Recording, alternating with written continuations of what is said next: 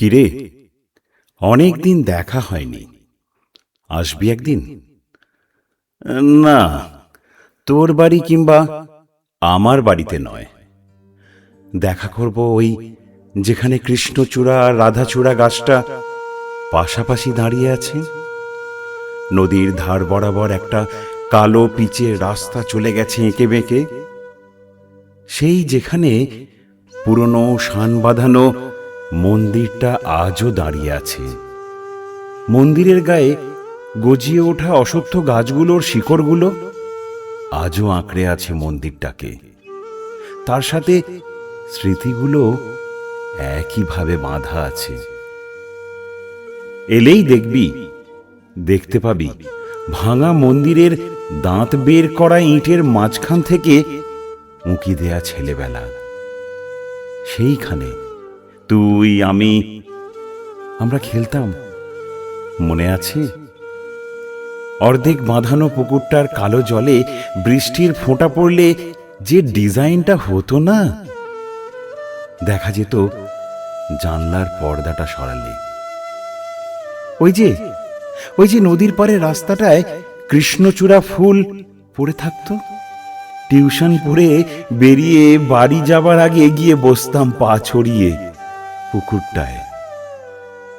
এখন জানলার বাইরে পাশের ফ্ল্যাটটার একটা ক্যাটক্যাটে রঙে মাথা ব্যথা করে। কিরে, অনেক দিন দেখা হয়নি, আসবি একদিন? সাইকেলটা সারিয়ে রাখবো, তোরটাও। আবার রেস করব নদীর ধারের ওই কালো পিচ রাস্তায়। ওহো হ্যাঁ, কালো পিচ আর নেই বোধ হয়, এখন ধূসর কংক্রিটের রাস্তা হয়েছে। তাতে কি, নদীটা এখনো বয়ে যাচ্ছে একই গতিতে। পাড়ের বাঁধানো দিকটা ভেঙে গেলেও পুকুরটা এখনো আছে। হ্যাঁ, বৃষ্টি পড়লে এখনো সেই একই ডিজাইন হয় বোধ হয়। দেখার সময় পাইনি অনেক দিন।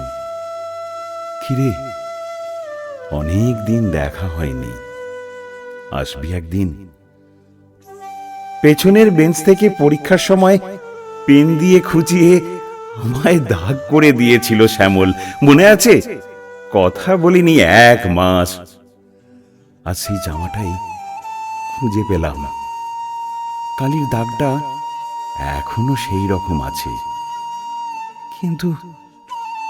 কিন্তু শ্যামল ফোন ধরে না, শুনেছি বিদেশ থেকে ফিরেছে। তুই কল করিস শ্যামলকে, একবার যদি তোলে। কিরে, অনেক দিন দেখা হয়নি, আসবি একদিন? জানি সময় আজ খুব কম। কৃষ্ণচূড়া গাছটা কাটা পড়েছে রাস্তায় আলো লাগাতে গিয়ে।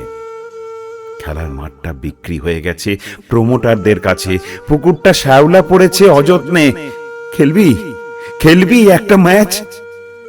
কিন্তু 7 সাইড টিম আজ আর হবে না রে। তাতে কি, টেস্ট ম্যাচ খেলতে খেলতে প্লেয়ারগুলো কেউ রিটায়ার্ড হার্ট, কেউ ওয়াক ওভার দিয়েছে।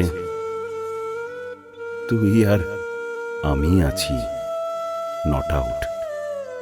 কিরে, অনেক দিন দেখা হয়নি, আসবি একদিন?